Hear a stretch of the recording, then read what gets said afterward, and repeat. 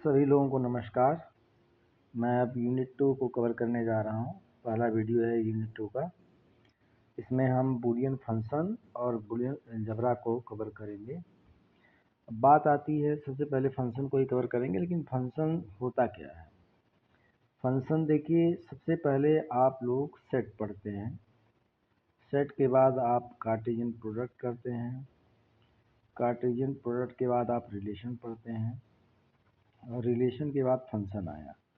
लेकिन जो रिलेशन होता है वो कार्टेशियन प्रोडक्ट का सबसेट होता है और जो आपका फंक्शन होता है वो रिलेशन का सबसेट होता है। ये महत्वपूर्ण चीज़ें हैं। अब जैसे अगर मान लीजिए कि किसी सेट में 3 एलिमेंट हैं, A = 1 2 3, मान लीजिए 3 एलिमेंट हैं, तो अगर आप कार्टेशियन प्रोडक्ट करेंगे, A क्रॉस A करेंगे, उसके अंदर 9 ऑर्डर पेयर मिलेंगे। ये आप लोगों को अच्छे से पता है। 1 1 से 1 1 1 2 ऐसे 1 3 सारा नहीं लिखेंगे, सो ऑन 3 3 पे जाके ख़त्म होगा। तो ये ऑर्डर्ड पेयर जो आपके बन रहे हैं, ये कोई ज़रूरी नहीं है कि किसी भी रिलेशन के अंदर सब के सब आए। अब मान लीजिए एक रिलेशन आपने लिख दिया जिसमें कोई भी ऑर्डर्ड पेयर नहीं आया, ये भी एक रिलेशन ही है भाई। रिलेशन की जो शर्त थी, कोई भी ऑर्डर्ड पेयर, उसको मेट नहीं किया, इस वजह से एक रिलेशन बन गया। अब आर क्या है यहाँ पे, यहाँ सिचुएशन में A क्रॉस A का सबसेट ही है। अगर मान लीजिए कोई और एक रिलेशन आपने बनाया जिसमें मान लीजिए कि 1 1 आ गया और 1 2 आ गया, तो अच्छे से पता है कि ये एक नॉन रिफ्लेक्सिव प्रॉपर्टी वाला रिलेशन है। लेकिन क्या आप देख रहे हैं, R2 is subset of A cross A। मैंने एक ही सेट लिया है, आप अलग अलग सेट भी ले सकते हैं। लेकिन अगर बाय द वे हम एक फंक्शन की बात करें तो फंक्शन जो होगा, अच्छा एक रिलेशन और लिख दे रहे हैं R3। R3 आप अगर एक लिखें जिसमें मान लीजिए 1 2 है, 2 3 है और 3 1 है, तो देखिए जितना भी मैंने रिलेशन लिखा है इसमें, उसमें से केवल यही एक फंक्शन हो पाएगा, सिर्फ यही एक फंक्शन हो पाएगा, बाकी सब फंक्शन नहीं होंगे। क्यों नहीं फंक्शन होगा बाकी सब? क्योंकि जो फर्स्ट पार्ट फंक्शन के केस में जो फर्स्ट पार्ट होता है ऑर्डर पेयर का, वो डोमेन से संबंधित होता है। सेकंड पार्ट होता है को डोमेन से संबंधित। तो डोमेन के हर एक एलिमेंट का जब तक को डोमेन के अंदर इमेज नहीं रहेगा तब तक वो फंक्शन नहीं हो पाएगा। अब यहाँ पे R1 में तो कुछ है ही नहीं, कुछ चेक करने के लिए तो फंक्शन है ही नहीं। अब यहाँ R2 की बात करें तो 1 का इमेज 1 है और 1 का इमेज 2 है, तो यहाँ पे एक एलिमेंट 1 है जिसका इमेज यूनिक नहीं हो पा रहा, अलग अलग 2 इमेज है, इस वजह से ये फेल हो गया। लेकिन एक और शर्त होती, मान लीजिए कि मैंने R4 एक रिलेशन लिखा जिसमें 1 1 आ गया, 1 3 आ गया, 2 3 लिख दे रहे हैं, 2 3, तो यहाँ पे आप देख रहे हैं ये भी फंक्शन नहीं है। क्यों नहीं है? क्योंकि 1 का इमेज तो है और 2 का भी इमेज है, लेकिन 3 का इमेज नहीं दिख रहा। As a first part ordered pair में जब तक तीनों एलिमेंट नहीं आएंगे, ए के अंदर जो तीनों एलिमेंट है, तीनों एलिमेंट किसी न किसी ऑर्डर्ड पेयर में एटलीस्ट वंस अपीयर होना ज़रूरी है। और एटलीस्ट क्या, एग्जैक्टली वंस अपीयर होना ज़रूरी है, क्योंकि हर एलिमेंट का एक यूनिक इमेज बनना चाहिए। तो आप ये देखिए कि इसमें से अगर R3 को आप ऑब्जर्व करेंगे तो 1 का इमेज 2 है, 1 का इमेज और कुछ नहीं दिख रहा है, केवल 1 का इमेज 2 दिख रहा है, यूनिक इमेज दिख रहा है। 2 का एक यूनिक इमेज 3 है, यूनिक इमेज, और 3 का एक यूनिक इमेज 1 है। तो जब तक हर एक एलिमेंट का, मतलब ईच एलिमेंट का यूनिक इमेज नहीं रहेगा तब तक वो फंक्शन नहीं हो पाता है। ये बात आप ध्यान में रखिए। बाकी हम डिफिनीशन को आप बताते हैं। जैसे शर्त यही है कि ईच एलिमेंट ऑफ ए, जो आपका डोमेन है, उस डोमेन का हर एक एलिमेंट का एक यूनिक इमेज बनना चाहिए।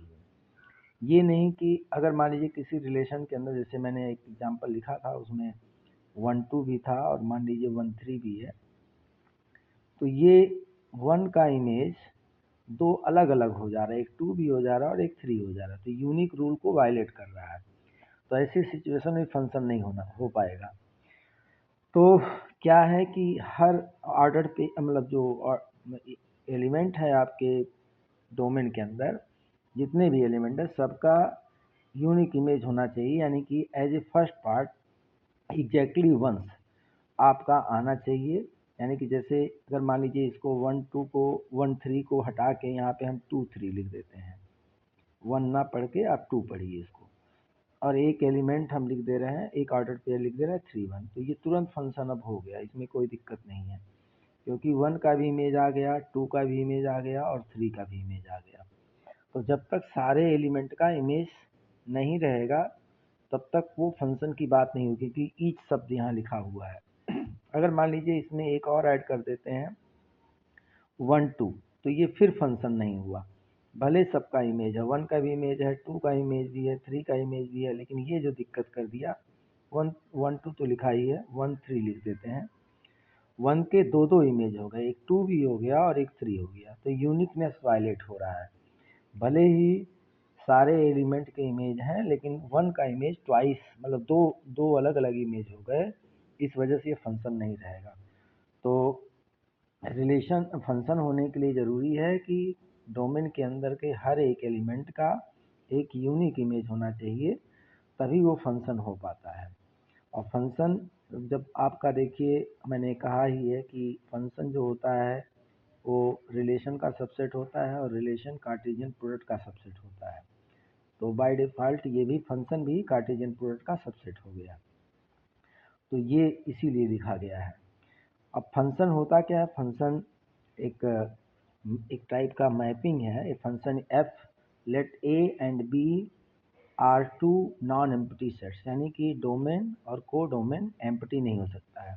ए function f from A to B is set of ordered pairs, मतलब आपके कलेक्शन ही होते हैं ऑर्डर्ड पेयर का। ऑर्डर्ड पेयर आएगा तभी तो पता चलेगा कि किसका कौन इमेज है और किस तरह का रहेगा, जो ए क्रॉस बी का सबसेट होगा। अब यहाँ पे with the property that each element x belongs to A, there is a unique element y belongs to B such that x y belongs to F। तो A का x का image अगर y है तो एक ऑर्डर्ड पेयर आपको मिल जाएगा, तो ये फंक्शन के अंदर आ जाएगा, इसी नाते x y belongs to F लिखा गया है। The statement f is a function from A to B is usually represented by, इस तरह से रिप्रेजेंट किया जाता है, चाहे आप ये तरीका ले लीजिए चाहे ये तरीका ले लीजिए। तो ये केवल यही बताता है कि ए के एलिमेंट बी पे बी के एलिमेंट से मैप कर रहे हैं। तो यह a function can be represented pictorially as this way. तो यहाँ पे चाहे आप एरो बनाइए चाहे ऐसे लिख के एफ लिख दीजिए, दोनों बात एक ही है। एफ मतलब ये रूल है कि how element of A is related to B. तो एफ रूल को बताने के लिए ऐसा किया जाता है, यहाँ पे एफ इसीलिए लिखा जाता है।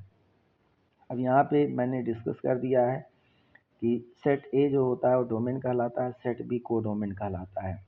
अच्छा, बाय द वे अगर मान लीजिए कि इसमें एक और एलिमेंट होता, छूट जाता, तो वो दिक्कत नहीं करेगा, क्योंकि ईच शब्द डोमेन के लिए है और यूनिक इमेज होना चाहिए बी में। अगर यहाँ पे कोई एलिमेंट है जो किसी का इमेज नहीं है तो वो दिक्कत हमें नहीं करेगा, एक हो, दो हो, तीन हो, कितने भी हों, कैपिटल बी के अंदर अगर कोई भी एलिमेंट छूटता है तो उससे कोई दिक्कत नहीं है। तो यहाँ पे महत्वपूर्ण बात ये है कि रेंज भी एक वर्ड होता है। तो रेंज में आपके वही एलिमेंट आते हैं कैपिटल बी के अंदर से जो किसी न किसी के इमेज हों। तो ये तीनों एलिमेंट आ जाएंगे रेंज में, ये दोनों एलिमेंट आपके नहीं आएंगे क्योंकि ये किसी के भी इमेज नहीं है। तो रेंज क्या हुआ, रेंज एक तरीके से को डोमेन का सबसेट होता है। सबसेट इसलिए लिखते हैं, कभी कभी आपका रेंज और को डोमेन इक्वल होता है और कभी कभी रेंज जो होता है को डोमेन का प्रॉपर सबसेट होता है। तो इसी नाते प्रॉपर सबसेट की भी बात आती है और इक्वल की भी बात आती है, दोनों मिला के सबसेट केवल लिखा जाता है जनरल वे में। तो यहाँ पे जैसे एक्स वाई अगर एफ के अंदर है तो definitely y equal to f of x होगा। जैसे मान लीजिए कि f of x equal to rule define किया गया है एक्स प्लस टू, तो अगर आप एफ ऑफ टू करोगे तो आपको मिलेगा 2 + 2 = 4, 2 + 2 = 4 आपको मिलेगा। तो ये जो 2 + 2 = 4 मिल रहा है, इससे ये पता चल रहा है कि इसमें अगर एलिमेंट 2 है और इसमें एलिमेंट अगर 4 है तो 2 मैप करेगा 4 को by rule of f x equal to x plus 2। तो ये मैपिंग का तरीका है। और प्री इमेज भी देखिए एक वर्ड कहा गया है। जैसे ये वाला अगर इमेज है तो ये किसका इमेज है, इस एलिमेंट का इमेज है। तो इस एलिमेंट को ही हम प्री इमेज बोलते हैं और इस एलिमेंट को क्या बोलते हैं, इमेज बोलते हैं। तो डोमेन का एलिमेंट जो होता है वो प्री इमेज होता है और को डोमेन जिससे वो मैप कर रहा है जिस एलिमेंट से, वो प्री इमेज का इमेज हो जाता है। The set containing of all the images of the elements of A under the function f is called range। तो रेंज में ऑलरेडी डिस्कस कर दिया हूँ। जो भी एलिमेंट्स किसी न किसी के इमेज हैं को डोमेन के अंदर, वही रेंज में आते हैं, सारे एलिमेंट नहीं आते हैं। और उसको आप ऐसे भी डिनोट कर सकते हो या रेंज ऑफ एफ भी लिख सकते हो। तो नोटेशन है, कैसे भी आप लिखिए। तो जो जो एलिमेंट किसी न किसी के इमेज हैं वो आपके इस सेट के अंदर आ जाते हैं। नेक्स्ट जो चीज़ है वो मैं डिस्कस करने जा रहा हूँ आपको कि यहाँ पे देखिए एक पॉइंट लिखा गया है, note that if F is a subset of codomain which may or may not be equal to B. तो यहाँ पे जो लिखा गया रेंज कि रेंज तो मैं डिस्कस कर चुका हूँ। रेंज आपका को डोमेन का सबसेट होता है, क्योंकि कभी किसी सिचुएशन में रेंज इक्वल टू को डोमेन होता है और कुछ सिचुएशन में range is proper subset of को डोमेन होता है। तो दोनों इफेक्ट को अगर आप कंबाइन करेंगे तो आप लिख सकते हैं रेंज इज सबसेट ऑफ को डोमेन। तो ये पता नहीं होता किस मैपिंग में सबसेट है, किस मैपिंग में इक्वल है। तो कई तरह की मैपिंग होती हैं, तो सारे मैपिंग को एड्रेस करने के लिए एक साथ आप सबसेट का साइन यूज करते हैं। तो यहाँ पे जैसे कि एग्जांपल लिया गया है, अगर मान लीजिए एक सेट ए है और एक सेट बी है और उसमें जो मैपिंग है उसके अकॉर्डिंग ये ऑर्डर पेयर आपके फंक्शन के अंदर आए हैं, तो ये हमें कैलकुलेट करके दे दिया गया है। ये नहीं कि आपको परेशान नहीं होना कि कहाँ से आ गया, ये दिया गया है। तो यहाँ से पता चल रहा है कि रेंज ऑफ फंक्शन जो सेकंड पार्ट है ऑर्डर पेयर में, जैसे 1 है तो 1 आप यहाँ लिख दिए, 0 है 0 लिख दिया, 7 है 7 लिख दिया, 9 है 9 लिख दिया, 12 लिख दिया, तो रेंज हमें पता चल गया। अगर कोई दो फंक्शन है एफ और जी और उनके डोमेन दोनों फंक्शन के बराबर हैं और दोनों फंक्शन की रेंज बराबर है, तो इस सिचुएशन में दोनों फंक्शन इक्वल हो जाते हैं। मतलब डोमेन भी बराबर होना चाहिए, रेंज भी बराबर होना चाहिए, तभी वो दो फंक्शन इक्वल होंगे। क्लासिफिकेशन ऑफ फंक्शन अगली टॉपिक है। तो क्लासिफिकेशन के लिए कुछ बेसिस होता है, कुछ आधार होता है, उस आधार पे क्लासिफिकेशन किया जाता है। कि जैसे आपके सामने 10-20 ऑब्जेक्ट रखे गए हैं, अगर उनके वेट के आधार पे उनका क्लासिफिकेशन करें तो ग्रुप एक बनेगा। मतलब दो, जैसे मान लीजिए कि 50 केजी से ऊपर 50 केजी से कम, तो 50 केजी से ऊपर होगा एक ग्रुप में चला जाएगा, 50 केजी से जो कम होगा दूसरे ग्रुप में आ जाएगा। लेकिन उन्हीं ऑब्जेक्ट का अगर क्लासिफिकेशन उनके लेंथ के आधार पे करें या हाइट के आधार पे करें तो वही क्लासिफिकेशन जो होगा डिफरेंट हो जाएगा।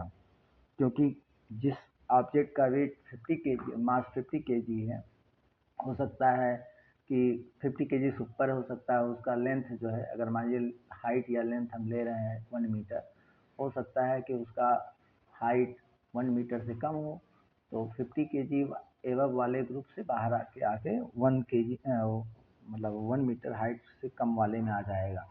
तो मतलब 1 मीटर हाइट से ज़्यादा 1 मीटर हाइट से कम अगर ग्रुप बनाएंगे तो फिर जो सफलिंग हो जाएगी, ऑब्जेक्ट इधर से उधर हो जाएंगे। तो ये बात आपको ध्यान में रखना है कि क्लासिफिकेशन के लिए कुछ ना कुछ बेसिस होता है। अगर आप मास के आधार पे करेंगे तो दो जो ग्रुप बनेंगे उसमें जो ऑब्जेक्ट्स आएंगे किसी में कुछ होगा किसी में कुछ होगा, लेकिन अगर हाइट के आधार पे करेंगे तो दोनों ग्रुप जो पहले से बना था पता चलेगा कि इसमें से कुछ इधर आ गए और इसमें से कुछ उधर चले गए। तो क्लासिफिकेशन करने के लिए बेसिस को समझना बहुत ज़रूरी होता है और उसको बिना ध्यान में रखे आप नहीं समझ पाएंगे। यहाँ पे जो क्लासिफिकेशन किया गया है वो अलजेब्रिक, ट्रिग्नोमेट्रिक, ट्रांसेंडेंटल और एनालिटिक क्लासिफिकेशन किया गया है। मतलब ये सब बेसिस लिया गया है 4 बेसिस पे। तो 4 बेसिस पे जब आप क्लासिफिकेशन किए तो अलजेब्रिक के अंदर लीनियर फंक्शन आ गया, क्वाड्रेटिक फंक्शन आ गया, पॉलिनोमियल फंक्शन आ गया, रेशनल फंक्शन आ गया।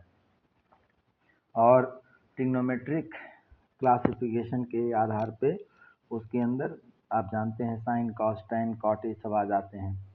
ट्रांसेंडेंटल के अंदर एक्सपोनेंशियल फंक्शन, लॉगरिथमिक फंक्शन, बल्कि लीनियरिथमिक फंक्शन भी एक होता है जिसमें लॉग और लीनियर दोनों मिक्स होते हैं, वो भी एक फंक्शन होता है, वो यहाँ पे नहीं मैंने लिखा है। हाइपरबोलिक फंक्शन हो गया, हाइपरबोलिक फंक्शन के अंदर ये सब आ गए आपके। और जो है एनालिटिक फंक्शन के अंदर कंटिन्यूअस फंक्शन, डिसकंटिन्यूअस फंक्शन, जो आप कैलकुलस में पढ़े होंगे, कुछ फंक्शन कंटिन्यूअस होते हैं कुछ डिसकंटिन्यूअस होते हैं।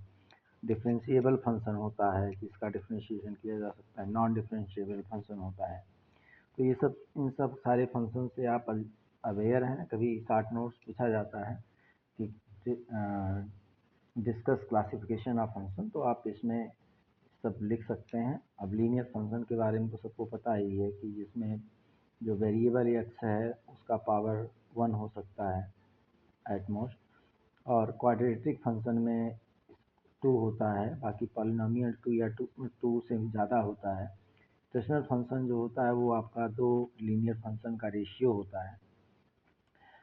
और ये सब बाकी फंक्शन आप जानते हैं। जैसे ट्रांसेंडेंटल फंक्शन है, ट्रांसेंडेंटल फंक्शन में वेरिएबल आपका पावर के फॉर्म में आता है, या लॉगरिथमिक फंक्शन है तो लॉग यूज़ करके आता है।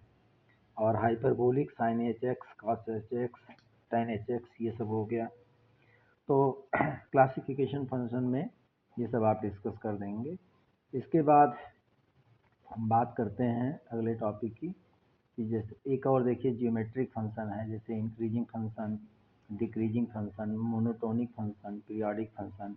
इंक्रीजिंग फंक्शन मतलब वो होता है जिसमें एक्स की वैल्यू बढ़ने के साथ फंक्शन की वैल्यू इंक्रीज करे। डिक्रीजिंग फंक्शन, जैसे इंक्रीजिंग फंक्शन मान लीजिए f of x equal to 2x+1 भी आपने लिख दिया, तो अब देखिए वही टू लीनियर फंक्शन ही है। ये लीनियर फंक्शन में भी आया था, यहाँ इंक्रीजिंग जियोमेट्रिक क्लासिफिकेशन के आधार पर वो चीज़ यहाँ पे भी आ गई। तो अगर इसमें एक्स की वैल्यू इंक्रीज करेंगे तो ये इंक्रीज करेगा। डिक्रीजिंग मतलब जैसे f of x equal to 1/2x+1 कर दीजिए तो ये डिक्रीज करेगा। मोनोटोनिक फंक्शन है आपका कि जो इंक्रीज कर रहा हो तो इंक्रीज ही करे, ये ना हो कि बीच में डिक्रीज करे। बहुत सारे ऐसे फंक्शन होते हैं कि एक्स के बढ़ने के साथ कभी कुछ देर तक इंक्रीज करता है फिर डिक्रीज करने लगता है, ऐसा ना हो। डिक्रीज कर रहा है तो इंक्रीज ना करे। फिर पीरियोडिक फंक्शन जैसे आपका साइन एक्स ही है, वो पीरियोडिक फंक्शन होता है, क्योंकि 90 की वैल्यू भी 1 है, फिर 45 की वैल्यू 1 है, 1/√2 है, तो फिर 1/√2 ऐसा थोड़ी कि 45 पे मिलता है, साइन 90 प्लस थीटा पे भी मिलता है। तो ये जो चीज़ है आपको ध्यान में देना रहेगा। अब जो है जो सबसे इम्पॉर्टेंट चीज़ है मैपिंग समझना इस फंक्शन में। तो मैपिंग के आधार पे यहाँ पे समझ लीजिए कि फंक्शन को टोटल 5 तरह से बताया गया है, लेकिन मेन 4 ही है। वो 4 कौन है? एक तो 1 to 1 है, एक आपका मेनी टू 1 है, फिर इनटू है, फिर ऐसे ही ऑन टू है। 1 to 1 का जो दूसरा नाम इंजेक्टिव है और ऑन टू का दूसरा नाम सब्जेक्टिव है, नीचे स्लाइड में नीचे आएगा। तो 1 to 1 और ऑन टू को मिला के एक 5वां बन जाता है जो कि बाइजेक्टिव होता है। अब एक एक करके समझते हैं। 1 to 1 में क्या होता है कि यहाँ पे जो आपका कोडोमेन के अंदर एलिमेंट होता है वो एटमोस्ट किसी एक ही का इमेज होगा, एक से ज़्यादा एलिमेंट का इमेज नहीं हो सकता है। अब जैसे अगर आप एफ ऑफ एक्स थोड़ी देर के लिए f of x equal to x square एक फंक्शन एज्यूम करें, तो +2 और -2 दोनों की सिचुएशन में एक्स स्क्वायर की वैल्यू 4 होगी। तो 4 क्या होगा, 4 दो लोगों का इमेज होगा, +2 का भी इमेज होगा और -2 का भी इमेज होगा। तो ये जब सिचुएशन आती है तो 1 to 1 नहीं होता है, क्योंकि 4 जो है दो एलिमेंट का इमेज है, किसका किसका है, +2 और -2 का। तो यहाँ पे जो भी आपके सामने दो एग्जाम्पल लिखे गए हैं उसमें आप देखें कि इसके बी के अंदर के जितने भी एलिमेंट हैं एट मोस्ट एक ही का इमेज है, कोई छूट जाता है तो उससे दिक्कत नहीं है। और यहाँ पे देखिए एक एलिमेंट छूट गया है लेकिन इसमें कोई भी एलिमेंट नहीं छूटा है। तो ये आप देखेंगे कि यह 1 to 1 के साथ इनटू है, अभी आप आगे चल के इनटू के बारे में पढ़ेंगे, और ये 1 to 1 के साथ ऑन टू है।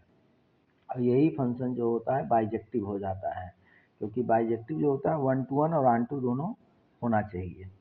तो मेन कुल 1 to 1 के अंदर ये देखना है कि इधर के जितने भी एलिमेंट हैं ज़्यादा से ज़्यादा एक एलिमेंट के इमेज हो। अब इस सिचुएशन में अगर आप देखें तो ये वाला डायग्राम अगर देखेंगे तो यहाँ रेंज इक्वल टू कोडोमेन है, लेकिन ये डायग्राम देखेंगे तो रेंज जो है वो कोडोमेन का प्रॉपर सबसेट है। अब दोनों बातों को अगर एक साथ हम कंबाइन करें तो क्या निकलेगा, range is subset of codomain, जो कि इक्वल भी हो सकता है, प्रॉपर सबसेट भी हो सकता है। अब जैसे यहाँ पे एग्जांपल दिया गया है कि अगर मान लीजिए कोई function f of x equal to 3x-1 है, तो क्या वह 1 to 1 होगा, नहीं होगा। तो कॉन्ट्रडिक्शन अप्रोच से किया गया है, आपने दो एलिमेंट डोमेन के अंदर से लिए x1 और x2 और मान लिया थोड़ी देर के लिए कि दोनों की इमेज सेम है, दोनों की इमेज सेम है, तो f of x1 equal to f of x2 हो जाएगा। अब जब ये वैल्यू आप देखेंगे, अच्छा ये देखिए x1 x2 जो लिया गया इस तरफ लिया गया है कि x1 और x2 आपस में बराबर नहीं है, लेकिन बाद में आपने x1 equal to x2 prove कर दिया, तो इसका मतलब कॉन्ट्रडिक्शन हो गया। कॉन्ट्रडिक्शन हो गया तो फिर मतलब जो हम एज्यूम किए थे कि दोनों की इमेज सेम है वो गलत हो गया, तो इसका मतलब 1 to 1 हो जाएगा। तो कॉन्ट्रडिक्शन अप्रोच से इसको प्रूव किया गया है। 1 to 1 का ठीक अपोजिट मेनी टू 1 होता है, यानी कि 1 to 1 जो होगा वो मेनी टू 1 नहीं हो सकता है, जो मेनी टू 1 होगा 1 to 1 नहीं होगा, कोई डिस्टेंस इसका संभव नहीं है। तो मेनी टू 1 में क्या है कि कम से कम एक एलिमेंट डोमेन के कोडोमेन के अंदर होना चाहिए जो एक से अधिक का इमेज हो। तो देखिए एक एलिमेंट आपको कम से कम बोलना हो, कई हो उससे कोई दिक्कत नहीं है। तो यहाँ पे देखिए इस एलिमेंट को बी के अंदर जो कि दो का इमेज है, इसका भी इमेज है और इसका भी इमेज है, तो ये मेनी टू 1 की बात को फुलफिल कर रहा है। मेनी टू 1 भी फंक्शन आपका इनटू भी हो सकता है और ऑनटू भी हो सकता है। इनटू का मतलब कि को ऐसा कम से कम एक एलिमेंट कोडोमेन के अंदर हो जो किसी का भी इमेज ना हो, तो यहाँ पे आपका सिचुएशन दिख रहा है।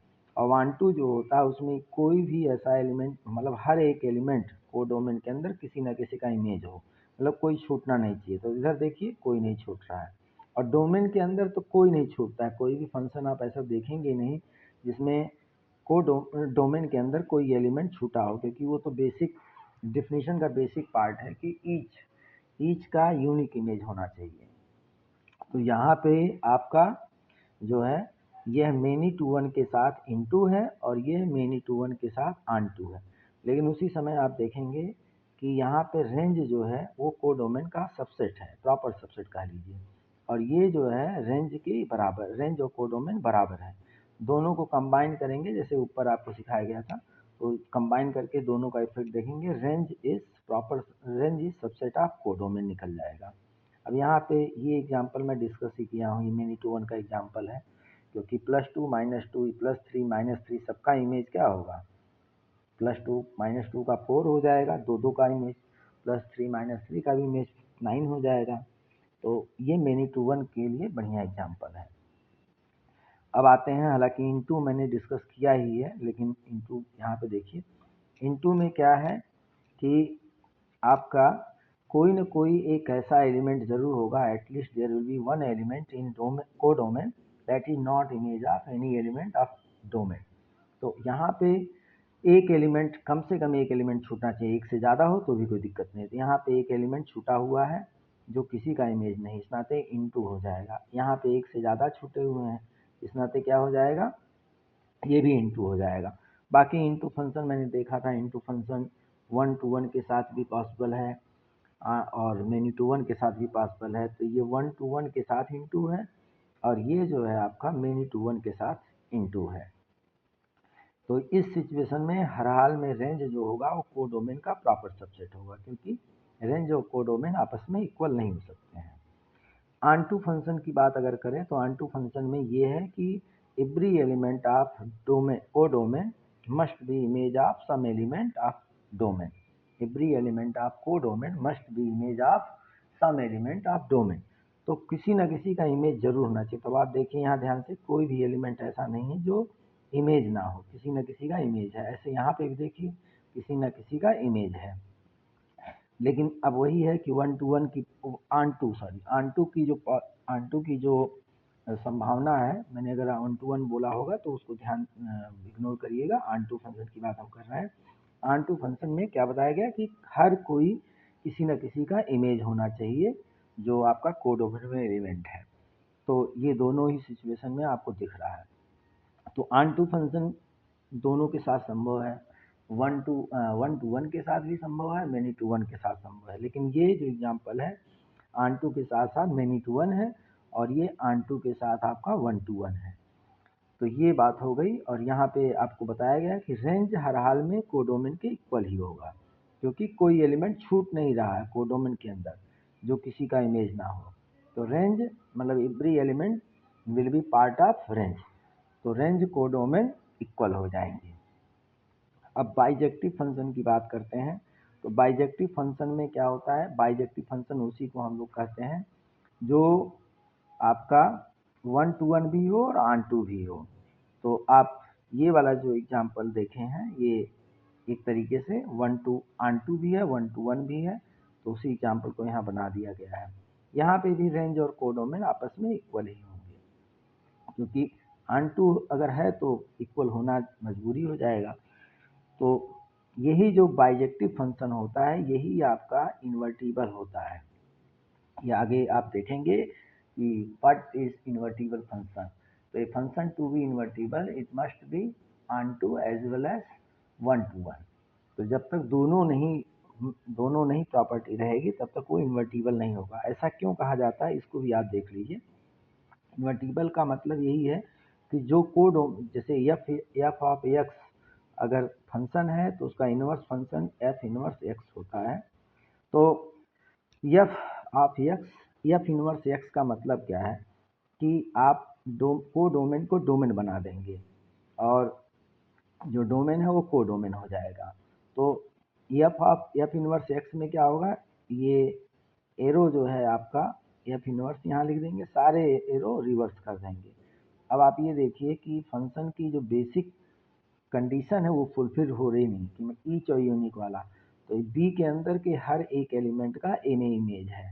तो यहाँ पे कोई दिक्कत नहीं हो रहा है, ना ईच वाला रूल वायलेट हो रहा है, ना यूनिक वाला। लेकिन अगर आप यहाँ पे जाके देखेंगे इसमें, तो आप देखिए यूनिक रूल आपका वायलेट हो जाएगा, यूनिक रूल वायलेट हो जाएगा। इस एलिमेंट के दो दो इमेज हो जाएंगे, इस एलिमेंट के बीच वाला एलिमेंट है उसके दो दो इमेज हो जा रहे हैं। तो बेसिक जो फंडामेंटल शर्त है फंक्शन का वही वायलेट हो जा रहा है। तो जब मेनी टू 1 रहेगा तो वो नहीं हो पाएगा, केवल ऑन टू से काम नहीं चलेगा। और अगर मान लीजिए इनटू रहेगा तो भी नहीं काम चलेगा। आप देखिए इनटू फंक्शन में अगर आप एरो रिवर्स करके देखते हैं तो क्या आपको दिक्कत मिलता है कि इस एलिमेंट का कोई इमेज नहीं है। डोमेन, ये डोमेन है, चूंकि डोमेन हो जाएगा इनवर्स फंक्शन के लिए और ये को डोमेन हो जाएगा। तो इस एलिमेंट का कोई इमेज ही नहीं है, तो ईच रूल वायलेट हो रहा है। तो इनटू में ईच रूल वायलेट हो जाएगा इन्वर्स करने पे, और मेनी टू 1 में यूनिक वाला रूल वायलेट हो जाएगा। तो इस वजह से ये ज़रूरी है कि हमारा फंक्शन 1 to 1 भी हो, मतलब मेनी टू 1 का अपोजिट क्या है 1 to 1, और इनटू का अपोजिट क्या है ऑन टू, क्योंकि मेनी टू 1 और इनटू दिक्कत कर रहे हैं इन्वर्स होने में। तो जब तक फंक्शन आपका इन ऑन टू और 1 to 1 दोनों नहीं रहेगा तब तक नहीं हो पाएगा। तो यही चीज़ यहाँ पे डिस्कस की गई है नोट पॉइंट में, और एग्जाम्पल हम नेक्स्ट वीडियो में बताएंगे। तब तक के लिए धन्यवाद।